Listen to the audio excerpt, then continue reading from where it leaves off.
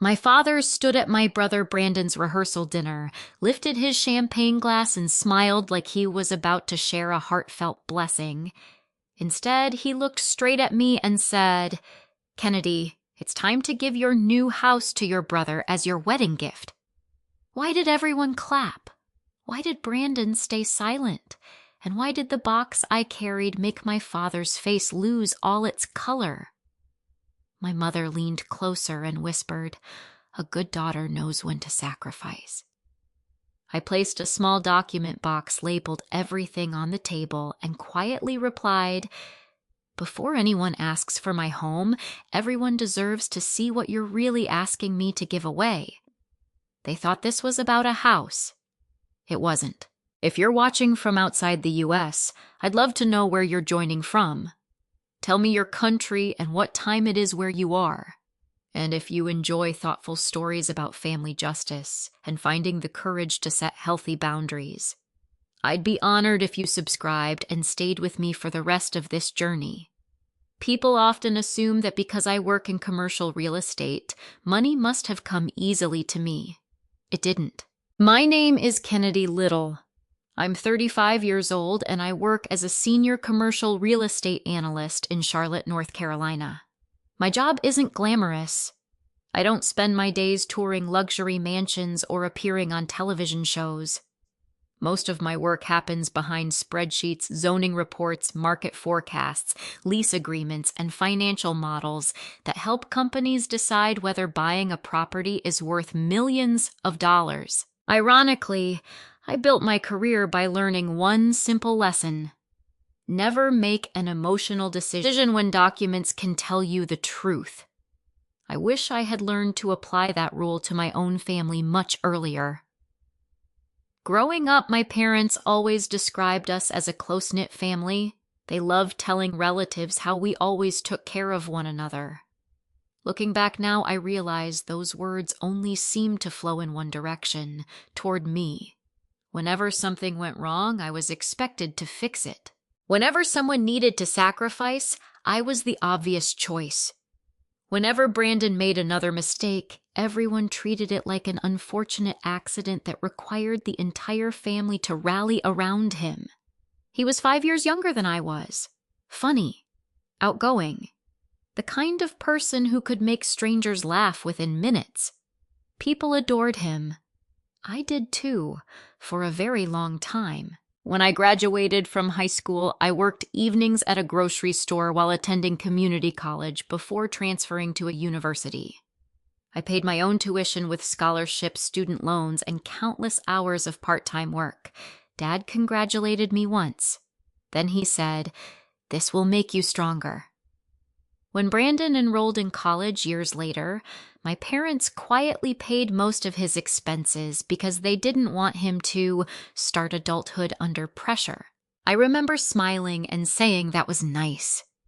Inside, I wondered why pressure built character for one child, but not the other. I kept that thought to myself. That became a habit. After graduation, I rented tiny apartments, drove the same dependable Honda for nearly 11 years, skipped expensive vacations, and tracked every dollar I spent. Friends joked that I treated my budget like a science project. Maybe I did. Every promotion at work increased my savings instead of my lifestyle. Every bonus went directly into a separate account labeled house. I watched coworkers upgrade cars, buy designer handbags, and post photos from tropical vacations. I wasn't jealous. I wanted something else. Security. A place that belonged entirely to me. No landlord. No uncertainty. No one who could decide my future with a single phone call. During those same years, my parents called often. Sometimes Dad's pickup needed expensive repairs. Sometimes Mom had unexpected medical bills before insurance reimbursed them. Sometimes property taxes came due at the worst possible time. Whenever they asked, I helped. Not because they demanded it, at least not in the beginning. Because they were my parents. Because I believed families helped each other. Whenever I transferred money, Dad always promised, We'll pay you back as soon as things settle down. Mom would add, "You're the responsible one. We know we can count on you." I never asked for repayment schedules. I trusted them. Then there was Brandon. His financial emergencies always sounded temporary. A failed business idea, a truck loan he couldn't keep up with, credit card debt after changing jobs, a security deposit for a new apartment, a broken transmission. Each crisis arrived with impressive timing, just when he'd almost gotten back on his feet. Dad always defended him. "Everyone deserves another chance." Mom would nod. "He's still figuring life out." When Brandon was 28, he'd already received more financial help than I'd accepted in my entire life. No one kept score, except me. Not because I wanted to compete, because I noticed patterns. My profession had trained me to notice patterns. At work, small inconsistencies often revealed million-dollar problems. At home, I convinced myself they didn't mean anything. Then about a year before everything fell apart, I finally bought my first house. It wasn't a mansion. It wasn't even new. It was a beautifully renovated craftsman home in a quiet Charlotte neighborhood with tree-lined streets, wide front porches, and neighbors who actually waved when they walked their dogs. The kitchen had white cabinets, warm oak floors, and a window above the sink that overlooked a maple tree. The backyard wasn't huge, but it was mine. Every square foot represented years of discipline. Every mortgage payment would belong to me. I still remember sitting alone on the living room floor after closing. No furniture, no television, just a pizza box, bottled water, and the keys resting beside me. For the first time in my adult life, I felt completely safe. I cried. Not because I owned a house, because no one could ever tell me I hadn't earned it. A week later, my parents came to see it. Dad walked through every room with his hands behind his back, like he was inspecting a construction project. Mom complimented the kitchen. She admired the backyard. Then she asked, "Do you really need all this space for just one person?" I laughed. "I've worked toward this for almost 10 years. She smiled politely. "I know." That was all. No hug, no, "We're proud of you." No celebration. Brandon arrived almost an hour late. He whistled when he walked inside. "Wow," he said. "Must be nice." I expected him to congratulate me. Instead, he spent most of the visit talking about wedding venues. He had proposed to Rachel Bennett 2 weeks earlier. Rachel was kind, thoughtful, and far quieter than the rest of my family. She worked as a pediatric occupational therapist and had a habit of listening before speaking. From the moment we met, I liked her. She treated everyone with genuine respect. Even me. Especially me. As the afternoon continued, Brandon described venues, caterers, photographers, and honeymoon ideas while Dad occasionally calculated costs out loud. Finally, Mom sighed dramatically. "Weddings are so expensive." Dad nodded. "They're practically impossible for young couples these days." Brandon shrugged. "We'll figure it out somehow." Then Mom looked around my living room. "You already have everything you need." The sentence sounded harmless. "At least then." Dad smiled. "Brandon's just getting started?" I joked. "Pretty sure my mortgage disagrees." Everyone laughed, except Dad. He wasn't joking. Over the next several months, those little comments multiplied. "You've always been so independent." "You don't really need such a big house." "Families share blessings." "You've been fortunate." Each remark arrived casually, almost affectionately. Taken individually, none seemed alarming. Together they began to sound like rehearsals. Then one Sunday afternoon, after another family lunch, I walked back inside because I'd forgotten my sunglasses in the kitchen. I wasn't trying to eavesdrop. I wasn't even paying attention. Until I heard my father laugh. "He'll never be able to afford a place like hers." My mother's voice followed. Not unless she helps. Then Dad answered with a sentence that made me stop moving altogether. She will. I sat in my car for nearly 20 minutes after leaving my parents' house that Sunday. The engine was off. The radio was silent. I kept staring at my reflection in the windshield, replaying one sentence over and over. She won't say no if everyone is watching. Until that moment, I had been trying to convince myself I was imagining things. Maybe I'd misunderstood my father's comments.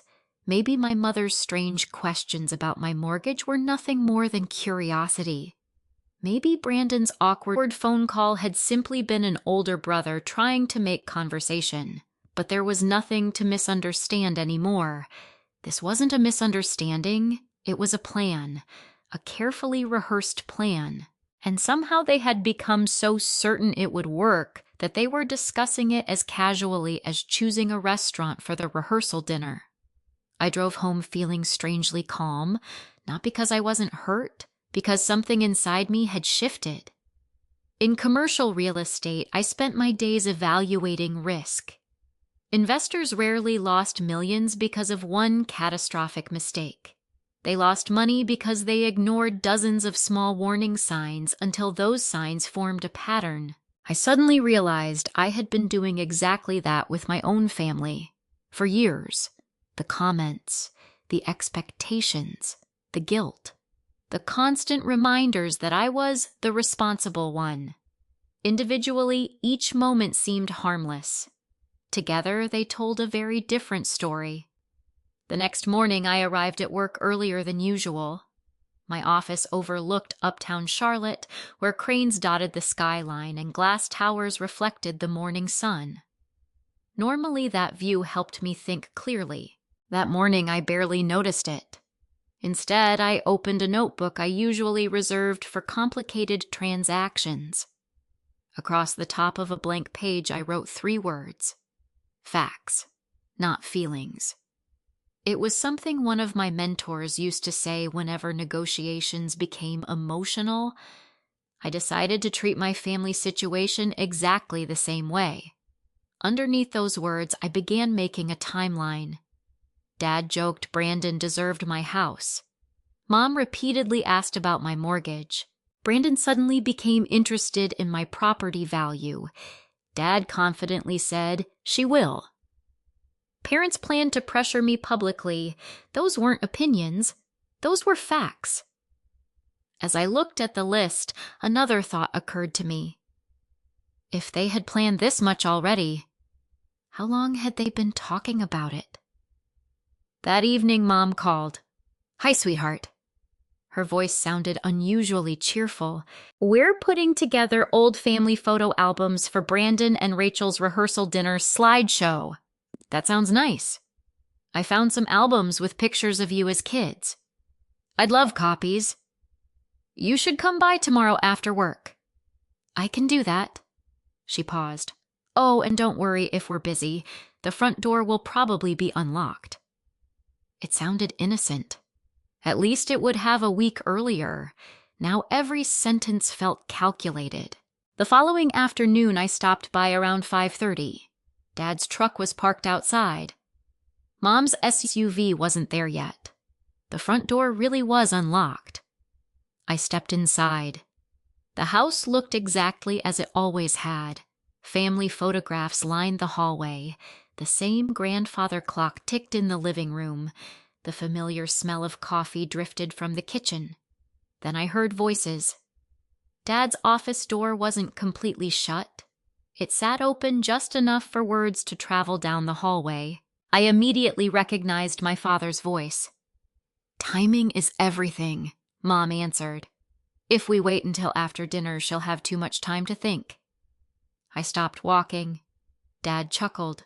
"No, during the toast." There was the sound of papers sliding across a desk. "Everybody will already be emotional." Mom laughed softly. "And nobody wants to embarrass themselves in front of 50 people. Dad replied, "Especially Kennedy." I stood perfectly still. My heartbeat echoed in my ears. Mom asked quietly, What if she refuses anyway? Dad answered so quickly it was obvious he'd rehearsed the response. She won't. Those words again. The confidence wasn't hopeful, it was absolute. Mom continued, "We'll remind everyone how much Brandon sacrificed by staying close to home."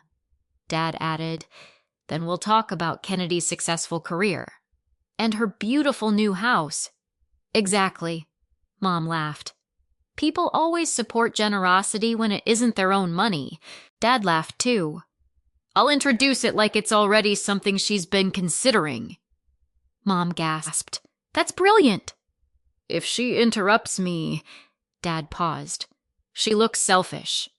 If she stays quiet." Everyone assumes she agreed. I felt my stomach twist. Every possible response had already been anticipated. This wasn't pressure. It was entrapment. Slowly, without making a sound, I reached into my purse. Months earlier, after attending a legal seminar related to commercial negotiations, I had purchased a small digital recorder. I usually carried it when conducting interviews or documenting meetings after obtaining proper consent. Today, instinct took over. North Carolina is a one-party consent state, meaning I could legally preserve conversations I was present to hear for my own protection. I pressed the record button. Neither of my parents had any idea. Dad continued speaking. "We're not asking her to lose anything," Mom answered. "She can always buy another house." "Exactly. She has a great salary." "Besides," Dad said, "this family has invested enough in her over the years." I frowned. Invested? What exactly did he mean by that? Mom lowered her voice. "It's time things became even." Even. The word caught my attention immediately. Even. Not generous, not supportive. Even. As though there was some invisible debt I hadn't repaid. As though my house somehow belonged in an old family ledger. I searched my memory trying to understand what they meant. Nothing made sense. Then another voice interrupted. "Hello?" Rachel Bennett stepped through the front door carrying 2 garment bags. She smiled when she saw me. "Oh, I didn't know anyone else was here." Before I could answer, Dad opened his office door. His entire demeanor changed instantly. Gone was the calculating strategist. Now he wore the warm smile everyone else knew. "There you are," he said cheerfully. "We were just discussing rehearsal dinner logistics." I forced myself to smile back. "Mom said the photo albums would be here." "They're in the kitchen," he replied without missing a beat. I walked to the counter, picked up the albums, thanked him, and headed toward the front door. Rachel followed me outside. Once we reached the driveway, she spoke quietly. "Can I ask you something?" "Of course." She hesitated. "I hope this isn't awkward." "It probably is." She laughed nervously. "Douglas made a strange comment last week." "What kind of comment?" "He joked that Brandon's biggest wedding gift was already waiting." I stayed silent. "I assumed he meant money." She looked embarrassed. "But then Linda said something about your house." My heart sank. Rachel quickly added, "I want you to know something." "What?" "I have never asked Brandon for your house. I never even knew anyone was talking about it." "I would never accept something like that." I believed her immediately. She wasn't defensive. She looked horrified. She took another breath before speaking. "Douglas also said you owed the family more than anyone realized." There it was again. Owed. Even. Invested. Different words, same idea. Rachel looked at me with genuine concern. "Kennedy, what does he mean?" I slowly shook my head. "I honestly don't know." Then I looked back toward my parents' house. But I'm beginning to think the answer has nothing to do with my house. That night, I spread years of financial records across my dining room table. Mortgage documents, Bank statements, old tax returns, wire confirmations, savings logs. If my parents believed I owed them something, I intended to find out exactly where that belief had started. Because one thing had become painfully clear. The rehearsal dinner wasn't where this story began. It was simply where they expected it to end. The next morning, I called in sick for the first time in almost 4 years. Not because I couldn't work. Because I knew that if I spent the day reviewing market reports while pretending my life wasn't unraveling, I wouldn't absorb a single word. Instead, I drove to the office of Olivia Harper.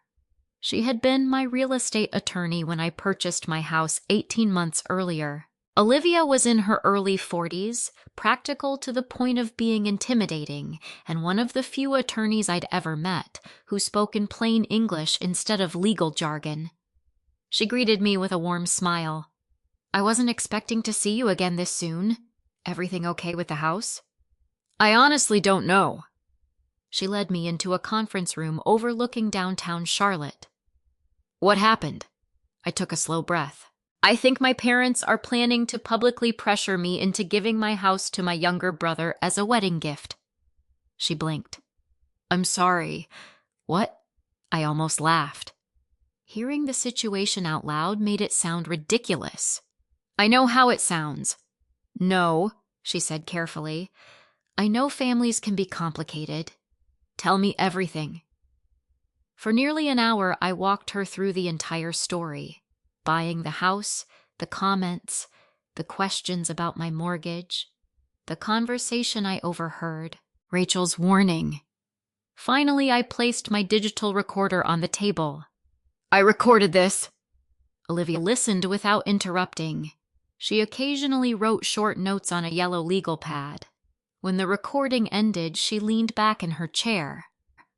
"They're counting on social pressure." "That's what I thought."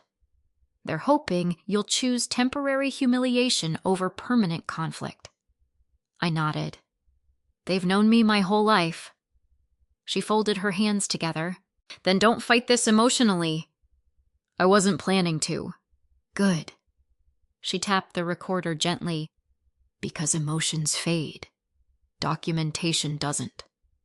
That sentence immediately reminded me why I'd trusted Olivia in the first place. She thought exactly the way I did. She asked a question I hadn't expected. "Has your family ever borrowed money from you?" I answered without thinking. "Several times." "Were those gifts?" "I don't think so." "You don't think," I stopped. "No, they were loans." "Any written agreements?" "I'm not sure." "Any emails?" "Probably." "Bank transfers?" "Definitely." She nodded once. "Start there." "I'm not trying to sue my parents. I'm not suggesting you should." She slid the legal pad toward me. "I'm suggesting you learn the complete financial history before making any decisions." I looked down at her notes. Across the top, she'd written, "Truth first, decisions second." It felt oddly comforting. For the rest of the morning, we created a checklist. Every loan I could remember, every transfer, every significant family expense I'd ever covered, every email, every text, every bank account involved. By noon, the list filled 2 pages. I stared at it in disbelief. "I knew I'd helped them." Olivia looked at me. "But I didn't realize how often." She gave me the name of someone she trusted. Marcus Reed, senior records manager at the regional bank, where I'd held accounts for over a decade. "He won't give you anything you're not legally entitled to." "I wouldn't ask him to." "But archived records are often difficult to request unless you know exactly what exists." I thanked her and drove directly to the bank. Marcus greeted me in a small office near the records department. After verifying my identification, he asked what I needed. "I'd like copies of every archive transfer between my accounts and my parents' accounts going back at least 10 years. He raised an eyebrow. "That's a lot." "I know. Personal reason. Unfortunately, He nodded sympathetically. We can do that. The process wasn't instant. Some records were digital. Others had been moved into long-term storage. Marcus warned me it might take several hours. I spent that time sitting in the customer lounge with my laptop. One by one, I searched old email accounts. I found messages I'd forgotten existed. Subject: Thanks again, inside. Dad had written, We'll pay every penny back once things calm down.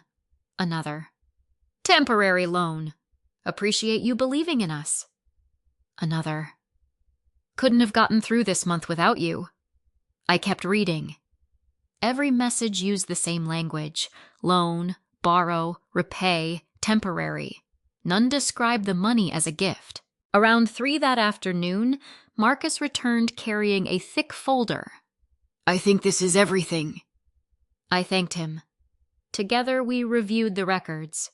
The first transfers matched what I remembered. Car repairs, medical bills, property taxes, roof repairs. Each transaction was followed by partial repayments. Not always on time, but enough that I had never questioned their intentions. Then Marcus paused. Here's something. He turned the folder toward me. 5 years earlier. Transfer amount $38,000. Sender Kennedy Little. Recipient Douglas Little. Purpose listed in banknotes. Family loan. I remembered it immediately. Dad had called in tears. A commercial property he'd invested in with an old friend had collapsed after permit issues delayed construction. He promised the money would bridge the gap until the investment recovered. I had emptied nearly all of my emergency savings to help him. Marcus flipped another page. Repayment history. Several small deposits. Then, nothing. No final payment. No closing transaction. No indication the balance had ever been satisfied. I frowned. That can't be right. Marcus checked again. I'm only looking at the records. I understand. But he told me he'd finished paying it back. Marcus didn't answer. He simply handed me another document. Attached to the original transfer was something I had completely forgotten. A notarized family loan agreement. My signature. Dad's signature. 2 witnesses. A repayment schedule, interest terms. Everything. I felt my pulse quicken. I completely forgot we signed this. Marcus smiled politely. People often do. I opened the agreement. Dad had insisted years earlier that putting everything in writing would protect both of us. At the time, I thought it showed integrity. Now I wondered if he'd simply forgotten it existed, or assumed I had. The repayment schedule showed one unmistakable fact. Nearly 1/3 of the loan had never been repaid. Not according to the bank. Not according to the signed agreement. Not according to the payment history. For several moments, neither Marcus nor I spoke. Finally, I whispered, So he knew. Marcus answered carefully, I can't speak to anyone's intentions. No. I looked back at the signatures, but he knew what he signed. That evening, I returned to Olivia's office carrying a banker's box filled with copies. She examined the agreement carefully. This is significant. I never intended to collect. I know. But that's no longer the important part. She compared the repayment schedule with the bank records. Then she frowned. What? She pointed to one page. The payment stopped suddenly. I noticed. That isn't what caught my attention. She reached for another document. Look at the date. The final repayment arrived less than a week before my grandmother Eleanor passed away. Olivia slowly turned another page, then another. Finally, she stopped. This doesn't make sense. What doesn't? She tapped a transaction reference number.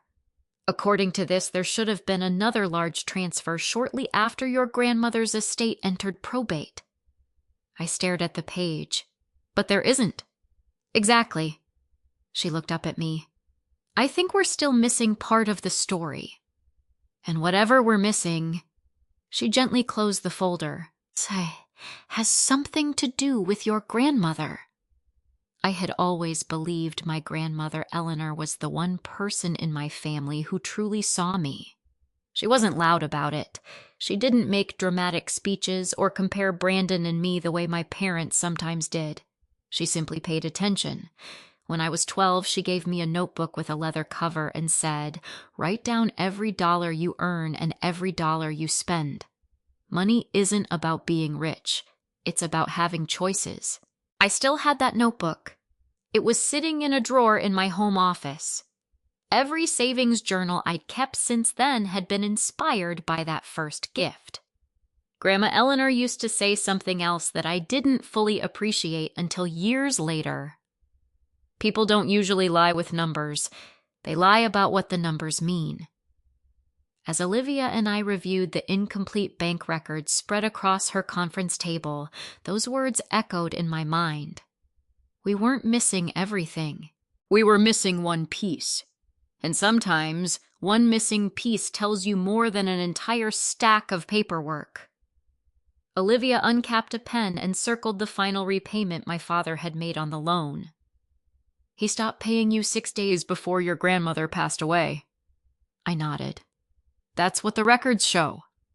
And immediately after that, we have evidence that another transaction should exist. But it doesn't." She leaned back. "There are only a few explanations." I waited. 1, the transfer never happened. 2, it happened through another financial institution. And 3, she looked directly at me. "The money came from your grandmother's estate." I felt a chill run down my arms. "No." Olivia didn't argue. "I'm not saying that's what happened." "But it's possible." "My grandmother would have told me." "Would she?" I opened my mouth to answer, then stopped. Grandma Eleanor had been battling advanced heart failure during the final months of her life. There were days she barely had enough energy to sit on the porch. Family finances would have been the last thing on her mind. Olivia continued gently. "When was the last time you personally reviewed the probate records?" "I never did." "You trusted your parents?" "Yes. They handled everything. My father said there wasn't much to distribute." She nodded slowly. "Let's find out if that was true." By late afternoon, we were sitting inside the Mecklenburg County Courthouse reviewing public probate files. I had walked through courthouses many times for work-related property matters, never for my own family. Everything suddenly felt different. The probate clerk wheeled over several archived files. "These are the complete estate records." I thanked her. Olivia carefully opened the first folder. Most of it looked ordinary. Inventory lists, property valuations, household items, medical expenses, tax filings. Then we reached the section labeled Estate Distribution. I frowned. "This says Grandma had substantially more savings than Dad told us." Olivia nodded without looking up. "Quite a bit more." I kept reading. There were certificates of deposit, investment accounts, a modest brokerage portfolio, nothing extravagant, but certainly not the tiny estate my parents had described. My heart began beating faster. "There has to be another page." "There is." Olivia turned it over. My eyes immediately landed on my own name. Kennedy Little, then below it, a distribution amount. I blinked twice. It couldn't be right. According to these records, Grandma Eleanor had left me enough money to cover nearly half of the down payment on my current home. I had never received it. I looked at Olivia. "This has to be a mistake." "It isn't." "But Dad told me. I know what he told you. He said Grandma barely had anything left."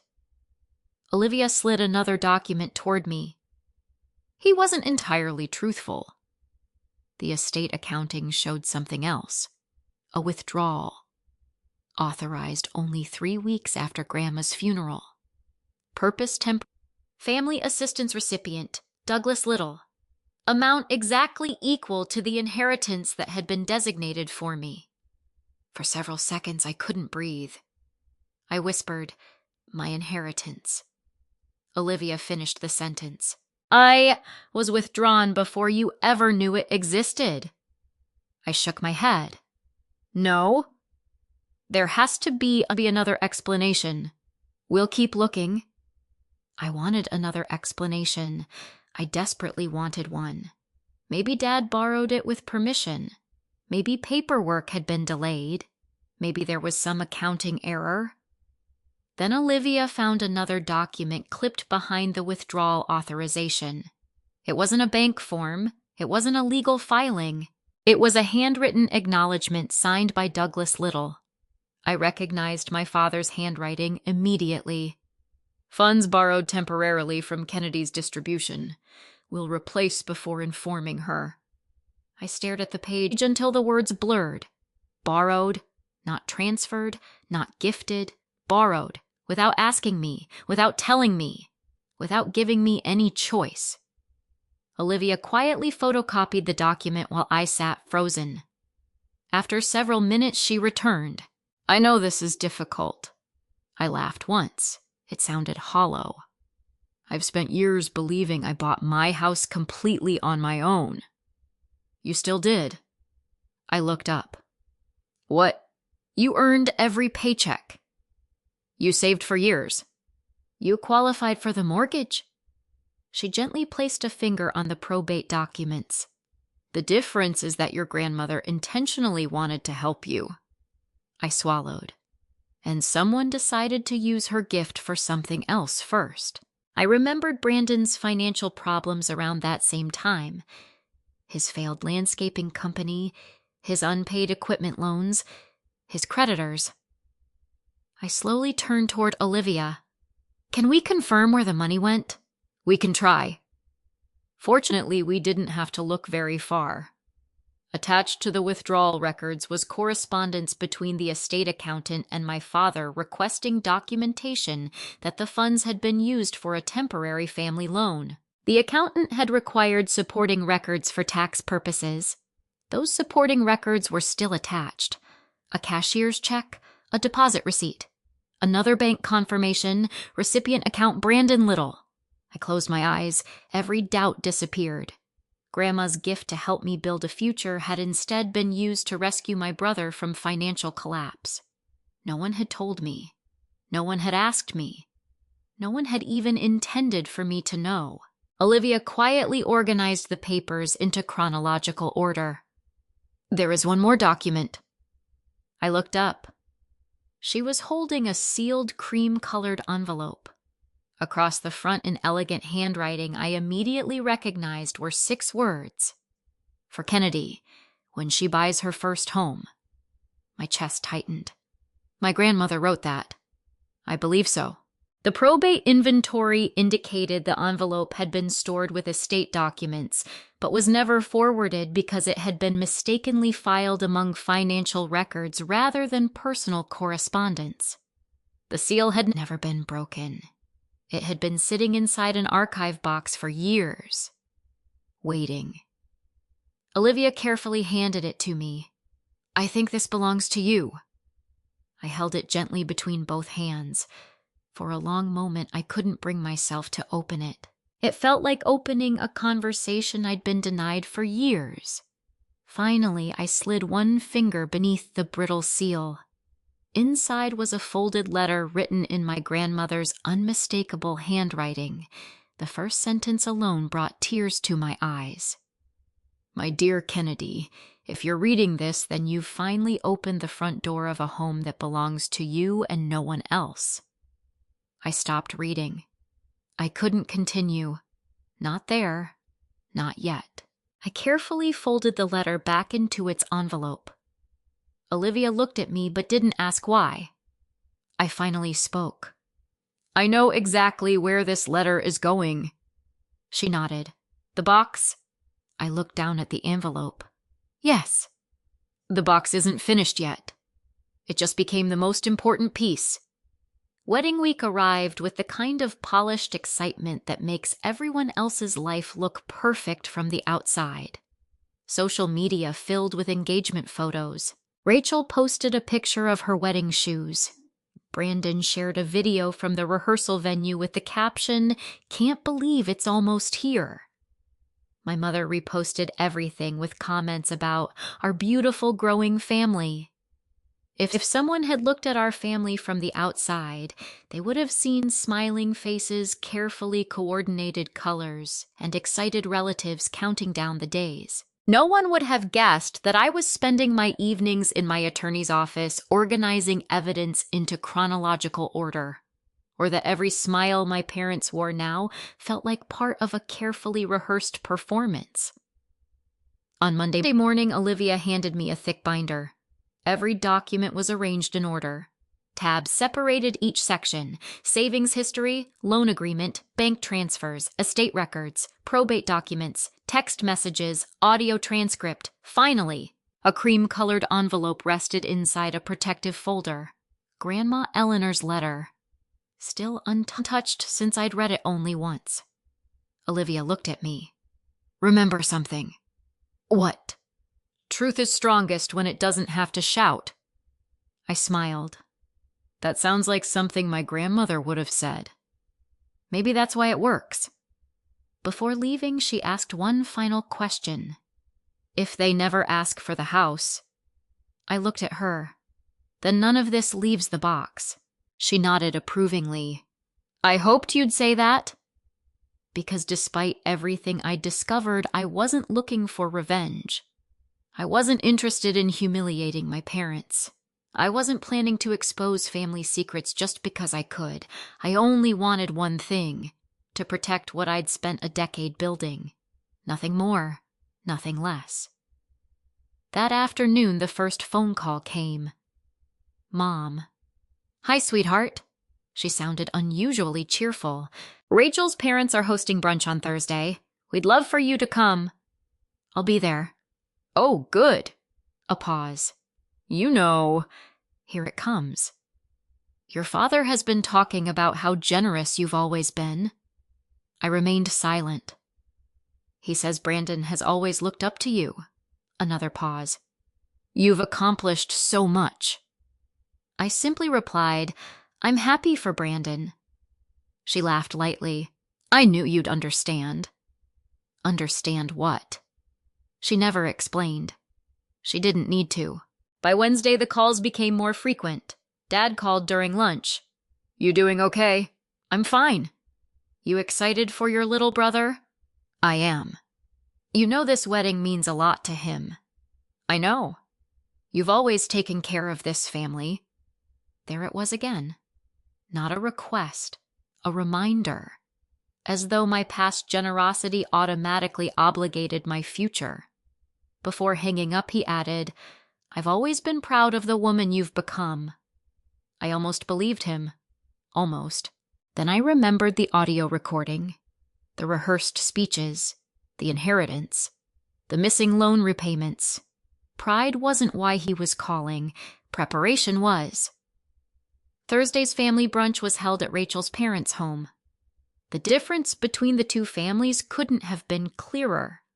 Rachel's parents asked me about work. They wanted to know how I liked my neighborhood. They congratulated me on buying my first home. Not once did anyone ask what I earned. Not once did anyone hint that success carried an obligation. When Rachel's mother heard I'd renovated the kitchen myself over several weekends, she smiled. "That's something you'll always remember." "I think so too." "It must feel wonderful knowing you built that life." Simple words, but they nearly made me cry. Because she said something my own parents never had. She acknowledged the work. Later that afternoon, Rachel found me alone on the back patio. "You've seemed quiet." "I've had a lot on my mind." She hesitated. "I need to tell you something." I listened. "Brandon finally admitted something." My stomach tightened. "He said your parents have been telling him for months that everything would work itself out." "In what way?" Rachel sighed. "They kept saying, 'Trust us. Kennedy loves you too much to disappoint you.'" I looked down at my coffee. "So he knew." He says he never asked for your house. But he assumed your parents had some kind of plan.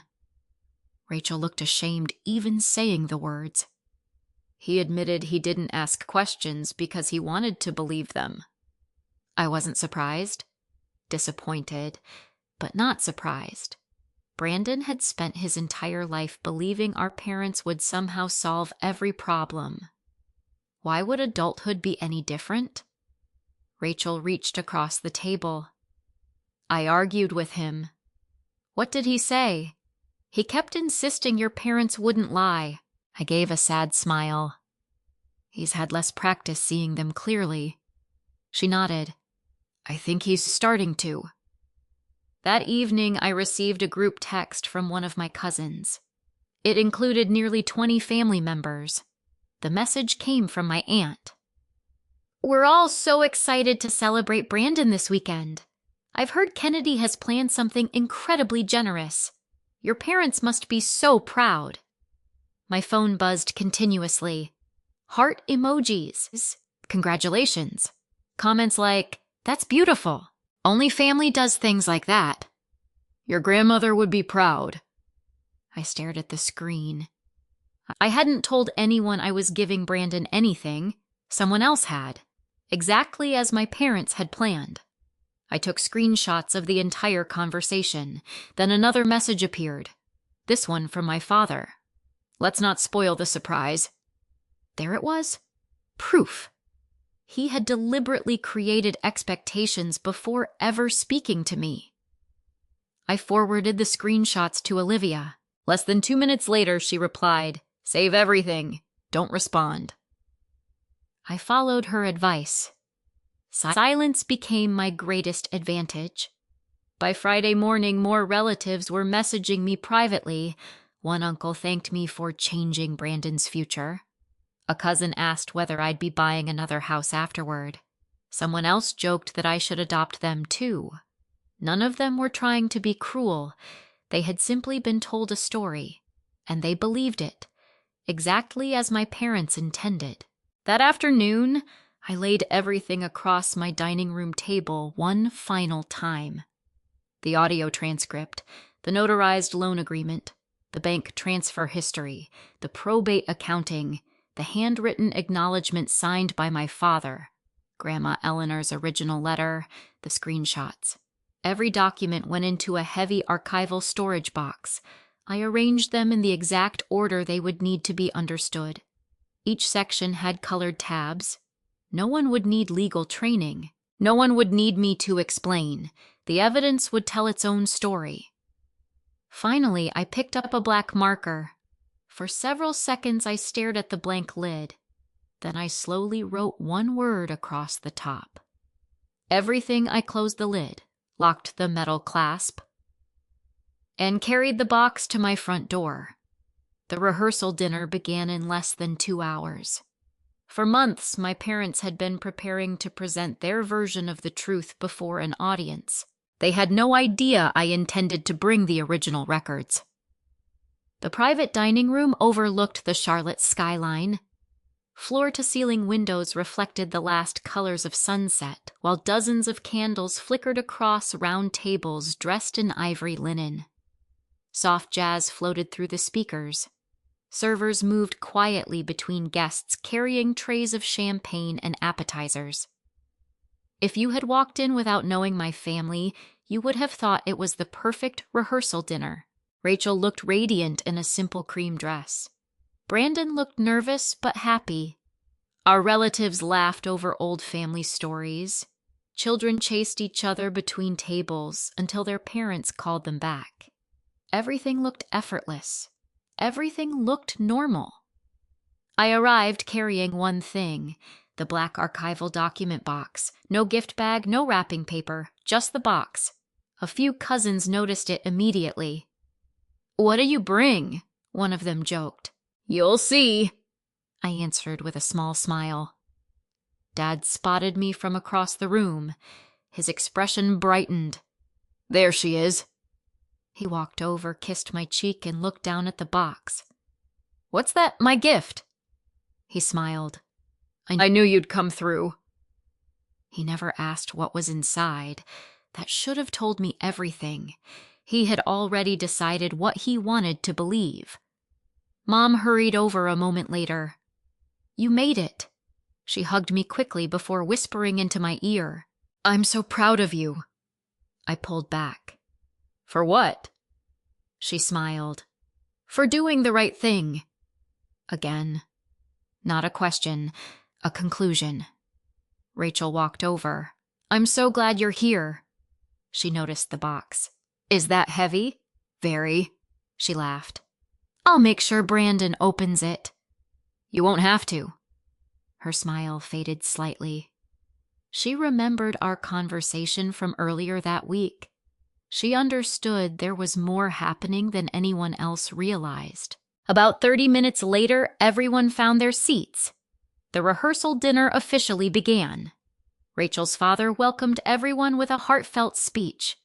He spoke about marriage, trust, friendship, choosing each other every day. It was sincere, simple, beautiful. Then he invited my father to say a few words. Dad stood confidently, champagne glass in hand. He looked exactly the way he always did when speaking in public, relaxed, charming, completely in control. He thanked everyone for coming. He joked about Brandon's childhood. People laughed. He complimented Rachel. More applause. Then his tone shifted. "Family," he said, "isn't measured by what we keep." He looked directly at me. "It's measured by what we're willing to give." Several guests nodded. He continued. "I've always told my children that generosity is the greatest legacy we can leave behind." Another pause. "And tonight," he smiled proudly, "my daughter Kennedy has chosen to give her little brother and his beautiful bride the most extraordinary wedding gift imaginable." The room erupted into applause. Someone whistled.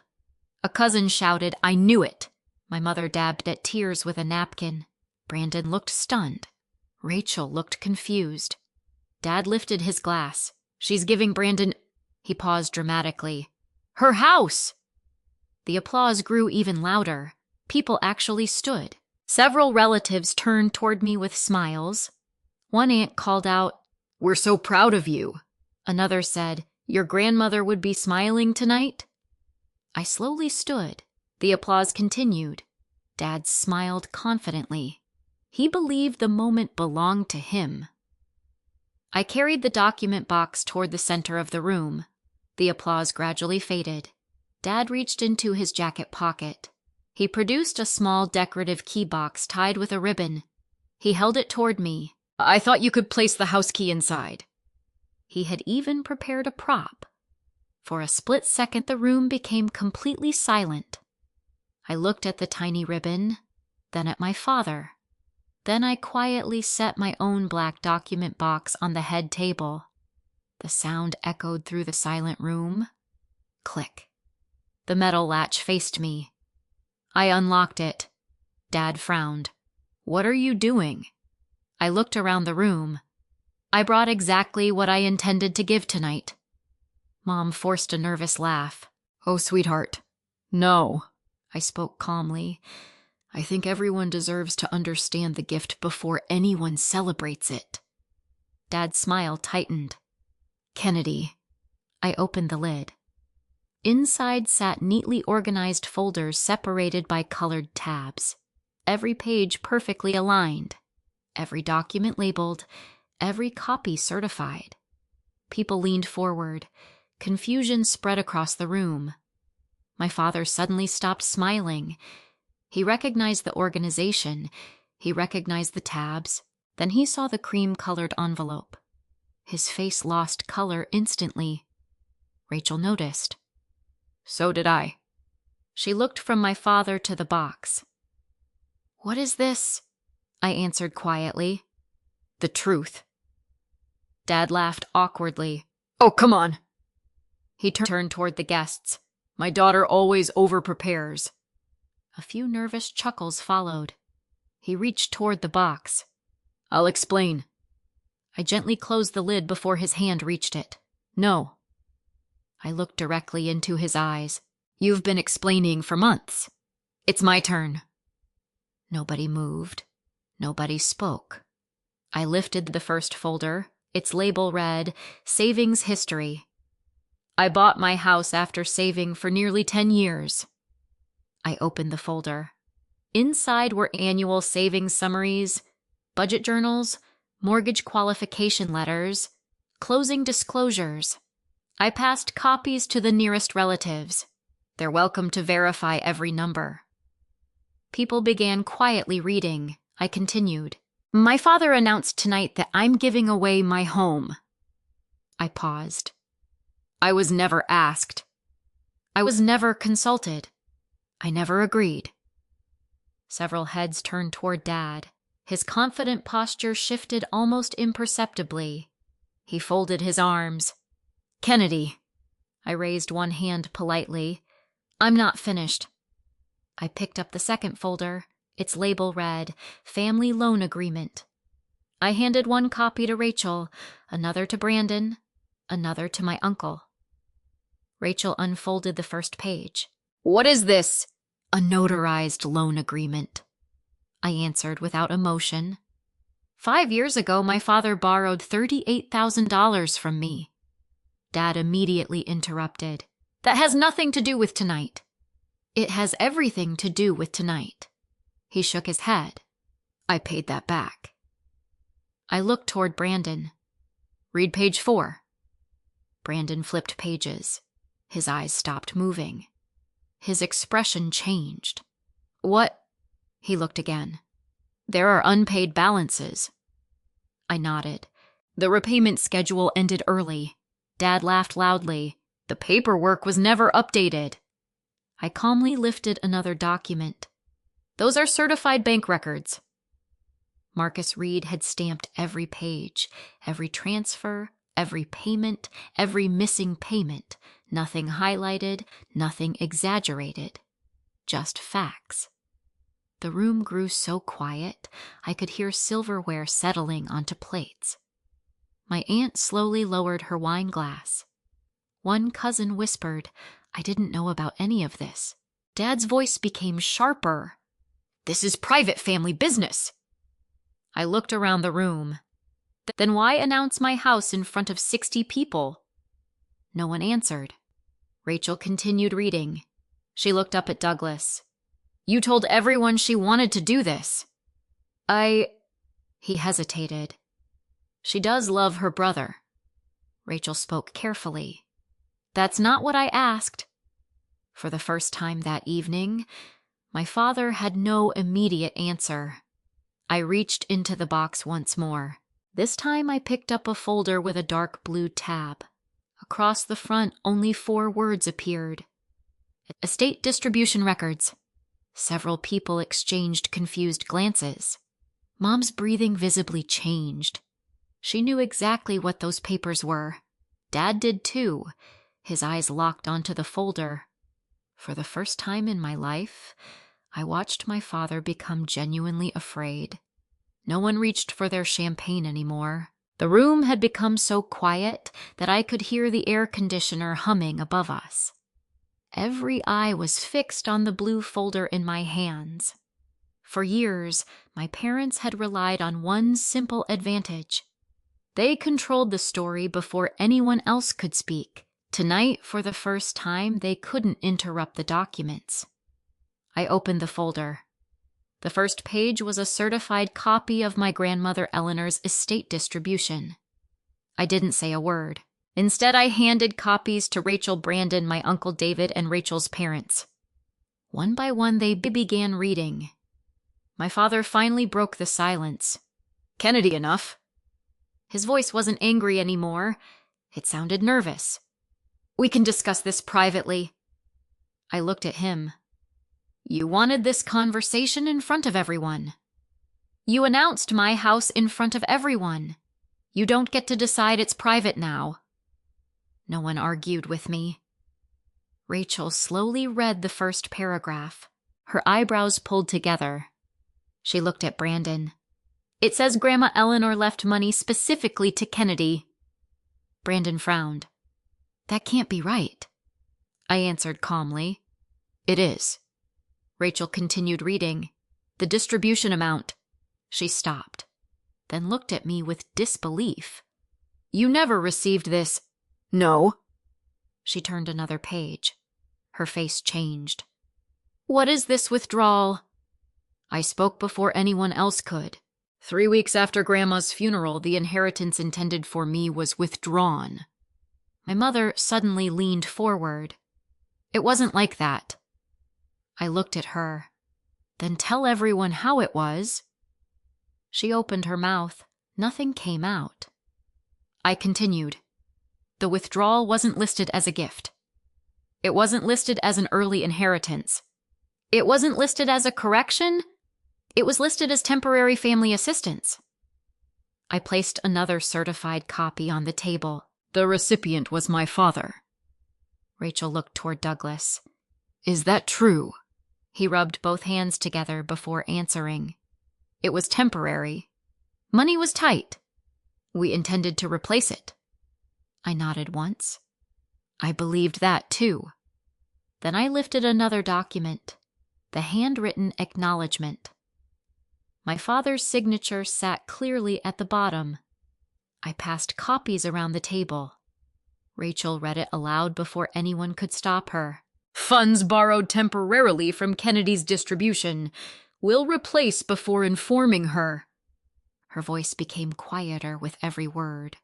When she finished reading, she slowly lowered the paper. The room remained silent. My Uncle David finally spoke. Doug. He looked genuinely confused. You took money that Eleanor left to Kennedy? Dad immediately answered. I borrowed it. You signed that yourself. I always meant to pay it back, I replied softly, but you never told me it existed. He looked at me. I was protecting you. I almost smiled. From what? The truth. He looked away. Mom tried next. Brandon was drowning. He would have lost everything. I nodded. I know. I've read every record. You helped him. But you used money that wasn't yours, she whispered. We were family. So was I. Those 3 words landed harder than I expected. Mom's eyes filled with tears. For a moment, I almost felt sorry for her. Then I remembered something. Not once in all those years had either of them intended to tell me the truth. If I hadn't overheard their conversation, if I hadn't investigated, tonight they would have accepted my house as though they deserved it. Rachel carefully stacked the papers in front of her. She looked at Brandon. Did you know? He stared at the table. I knew Mom and Dad helped me. That's not what I asked. He closed his eyes briefly. I didn't know where the money came from. Rachel remained quiet. He continued, but she waited. I knew they expected Kennedy to do something huge for us. My heart sank despite everything. You knew. He nodded without looking at me. I thought maybe... He swallowed. Maybe they'd convinced you already. You never asked me. No. Why? His answer came almost immediately. Because every time Mom and Dad said you'd take care of it, he finally looked up. You always had. There it was. Not greed, not hatred. Expectation. A lifetime of being taught that if Brandon fell, Kennedy would catch him. Rachel slowly pushed her chair back. She looked at my parents, then at Brandon, finally at me. I need everyone to hear me. No one interrupted. She took a deep breath. I never asked for Kennedy's house. I never wanted it. If someone had actually transferred that property to us, she looked directly at Douglas. I would have refused to sign a single document. Douglas stared at her in disbelief. You don't understand. No. Rachel's voice remained calm. I understand perfectly. She gestured toward the documents. You weren't giving your son a wedding gift. You were asking your daughter to erase 10 years of work. No one disagreed. Rachel reached toward the cream-colored envelope still resting inside the box. This, she looked at me, is from Grandma Eleanor. I nodded. I found it in the probate records. It had never been delivered. Would you like me to read it? I looked around the room, then back at Rachel. Yes. I think she deserves to be the loudest voice here tonight. Rachel carefully opened the envelope. The paper inside had yellowed slightly with age. She unfolded it with remarkable care. Then she began reading. My dear Kennedy. Immediately the room changed. Grandma Eleanor's words didn't sound legal. They sounded like love. Rachel continued. If you're reading this, you finally opened the front door of a home that belongs to you and no one else. Several guests lowered their eyes. I know how hard you work because I have watched you save $1 at a time while others spend 10. I felt tears gathering. Never confuse kindness with obligation. Rachel paused briefly before continuing. A loving family celebrates your success. They do not build their future by asking you to surrender yours. Across the table, my mother's shoulders began to shake. Rachel's voice softened. If anyone ever tells you that keeping what you've earned means you love them less, remember this. She looked at me before reading the next line. Love is freely given. Guilt is carefully manufactured. No one moved. No one even reached for a glass of water. The letter continued. Help people because your heart is willing, not because they convince you that your life belongs to them. Rachel stopped reading. She folded the letter carefully. When she looked up again, tears were running down her face. I can't marry into this tomorrow. The words seemed to echo through the room. Brandon looked stunned. What?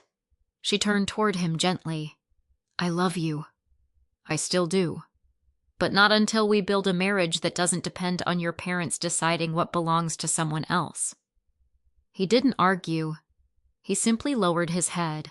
For the first time all evening, my father looked smaller than I had ever seen him. Not because anyone had shouted at him, not because anyone had humiliated him, but because every explanation he had prepared had been quietly defeated by the truth. I closed the document box. The sound of the metal latch clicking into place echoed through the silent room. Then I looked at everyone gathered around the table. I didn't bring this box to destroy my family. I rested one hand gently on the lid. I brought it because lies had already been doing that for years. The rehearsal dinner ended almost an hour earlier than anyone had planned. No one announced it. People simply began standing one by one. Conversations that had filled the room all evening disappeared into quiet whispers. Several relatives hugged Rachel before leaving. Others avoided looking at my parents altogether. The servers cleared untouched desserts while the restaurant staff politely pretended they hadn't witnessed one of the most uncomfortable family gatherings imaginable. I carried the document box out to my car myself. No one offered to help. No one needed to.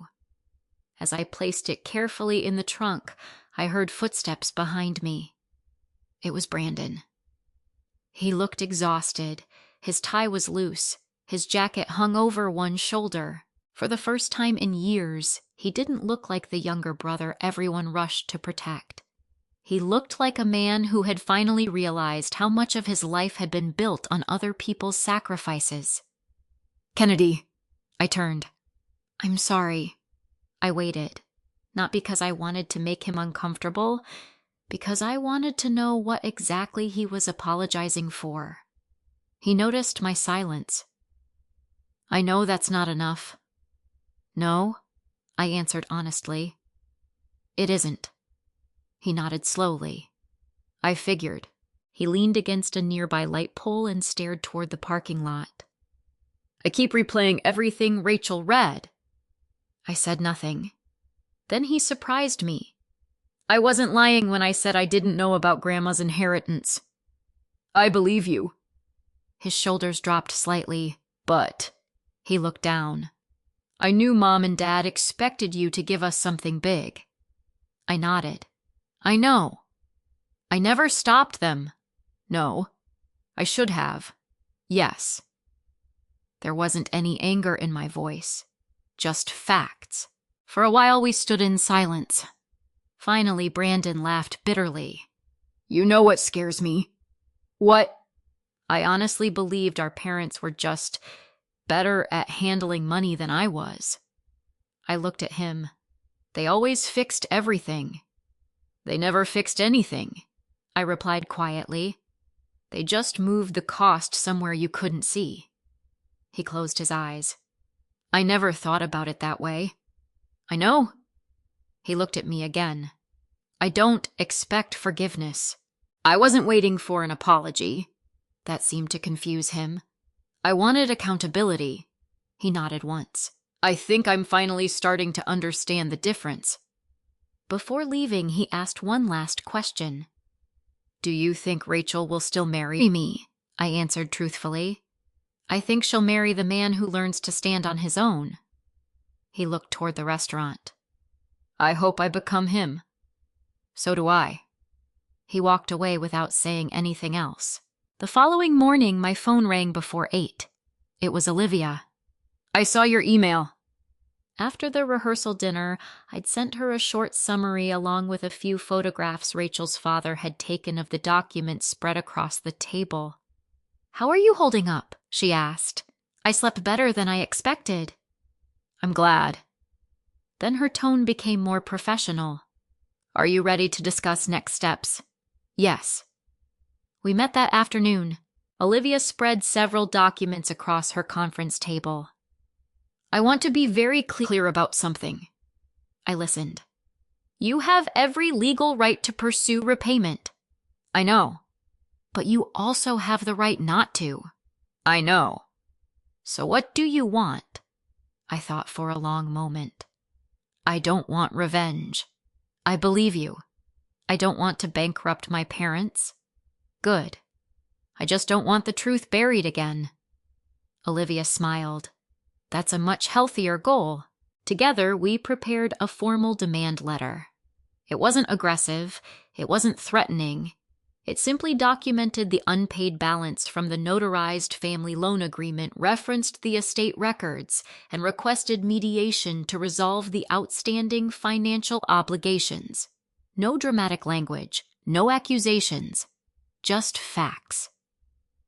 At the bottom, Olivia included one sentence that felt surprisingly important. Future communication regarding these financial matters should occur through legal counsel to ensure clarity and avoid misunderstanding. When I read it, I felt an unexpected sense of relief. For years, I had believed setting boundaries meant being cruel. Now I realized boundaries could simply mean changing the way conversations happened. The letter was sent Monday morning. By Tuesday afternoon, my mother called 16 times. I didn't answer. She left 5 voicemails. Some were tearful. Some were angry. One insisted I'd embarrassed the family. Another said I was tearing everyone apart over money. I saved every voicemail. Then I forwarded them to Olivia without listening a second time. She responded with 2 words. Good decision. That evening, Rachel called. Do you have a minute? Of course. She sounded emotionally drained. I postponed the wedding. I closed my eyes. I wondered if you might. There was no way I could stand in front of everyone pretending nothing had happened. I understand. She sighed. Brandon agreed. That surprised me. He did. He said he wants counseling before we get married. I smiled for the first time in days.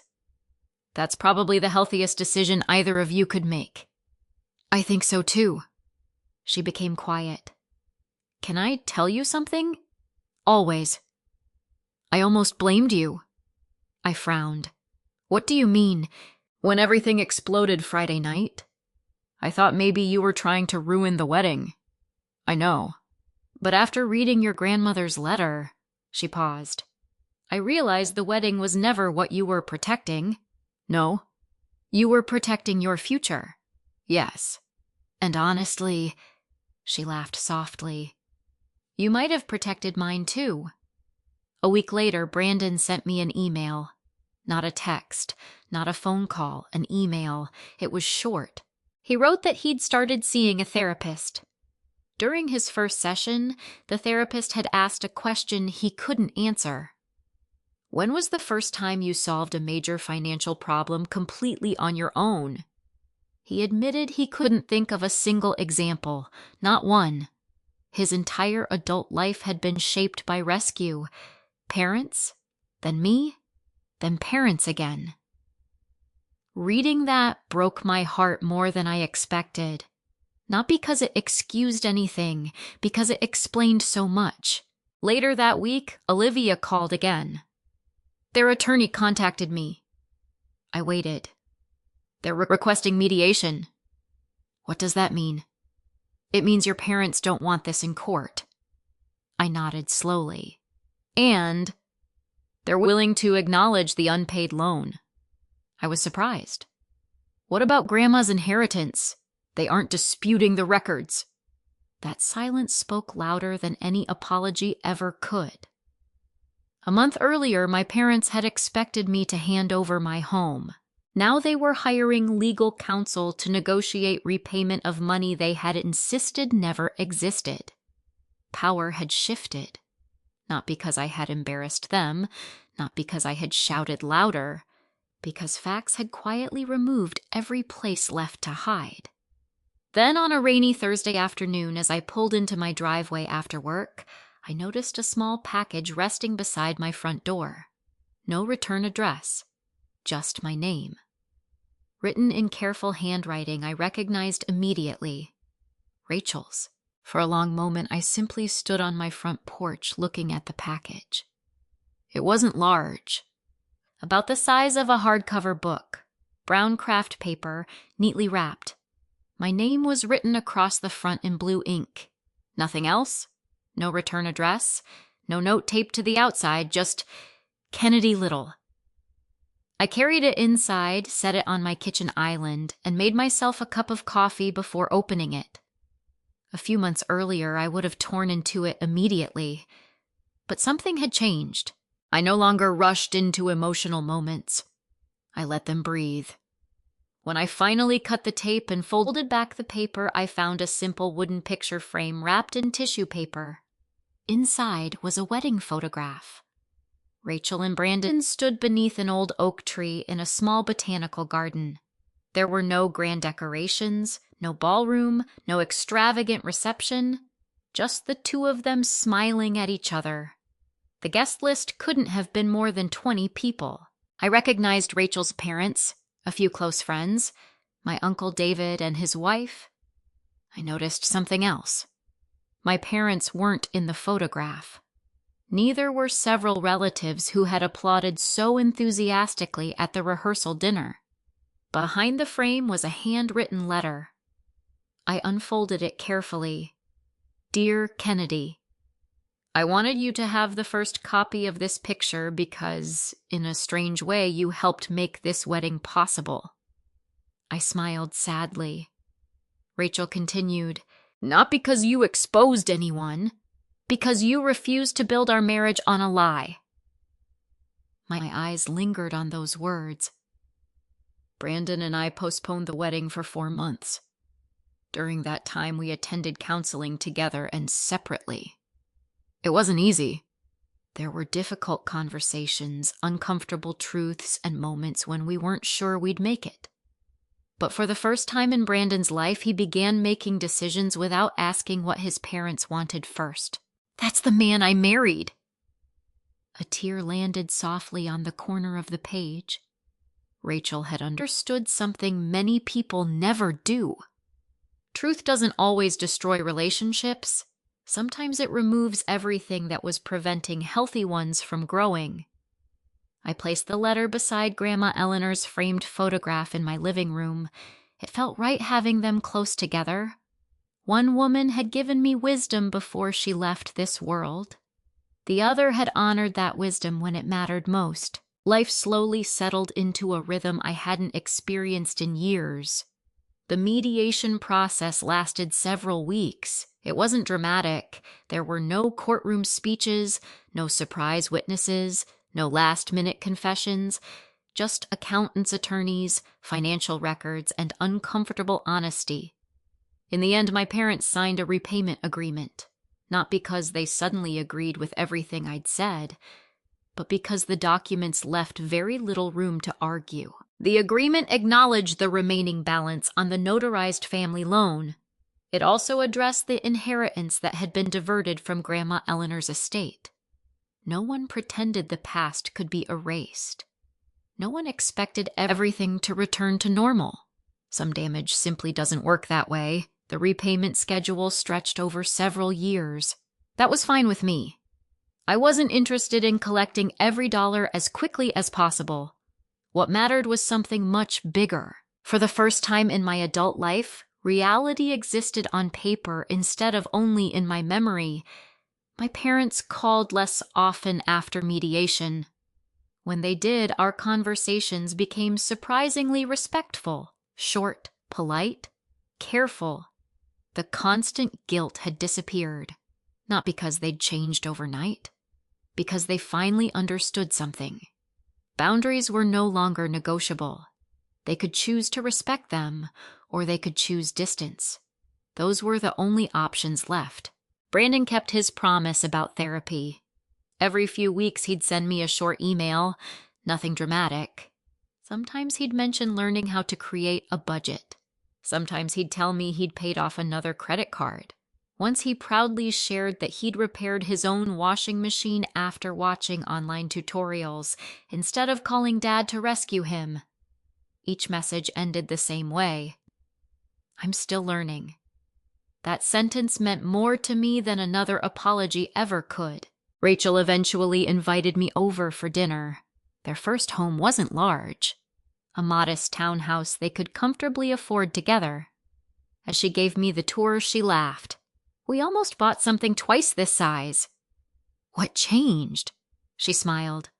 We stopped trying to impress people. Brandon looked over from the kitchen, and we stopped believing we deserved things we hadn't earned.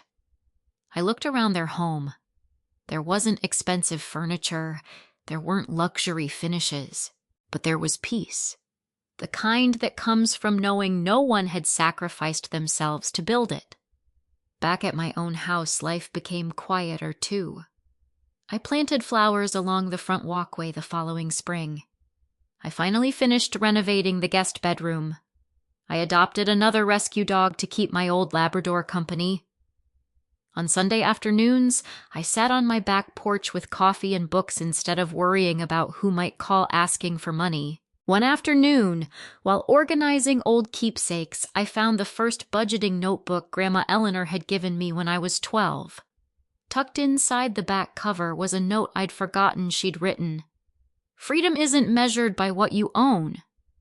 It's measured by what no one can take from you without your permission. I smiled. She had been preparing me for this long before either of us knew I'd need the lesson. Sometimes people ask whether I ever forgave my parents. The answer is yes, but probably not in the way they expected. Forgiveness didn't mean pretending none of this happened. It didn't mean handing back unlimited access to my life. It didn't mean ignoring documents, dismissing broken trust, or reopening doors that had repeatedly been used to hurt me. Forgiveness simply meant I stopped carrying the hope that the past could become something different. I accepted what had happened. I accepted who they were.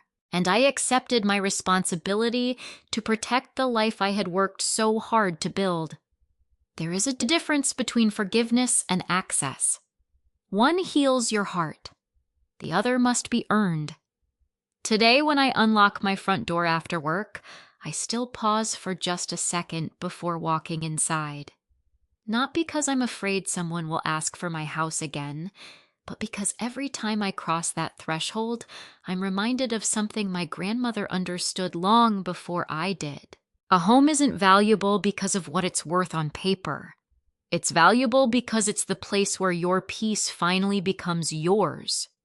And no one, not family, not guilt, not tradition, and not manipulation, has the right to claim it simply because they believe love should always come with a price. When families rely on guilt instead of honesty, it becomes difficult to tell the difference between love and obligation. Many people grow up believing that saying no to a parent or sibling means they're selfish. In reality, healthy families celebrate one another's success without demanding that success be surrendered. Setting boundaries isn't an act of revenge, it's an act of self-respect. If you've ever been made to feel guilty for protecting something you worked hard to build, I hope this story reminds you that kindness and boundaries can exist together. You can love your family without allowing them unlimited access to your finances, your home, or your future. Forgiveness can bring peace, but forgiveness does not automatically restore trust. Trust is rebuilt through honesty, accountability, and consistent actions over time. I'd love to hear your thoughts. Have you ever had to choose between keeping peace and protecting your boundaries? Share your experience in the comments if you feel comfortable. Your story may encourage someone else who is facing a similar situation. And if you enjoy thoughtful stories about family resilience, justice, and healing, I'd truly appreciate you subscribing and joining me for the next journey. This is a fictional story created for entertainment, education, and reflection.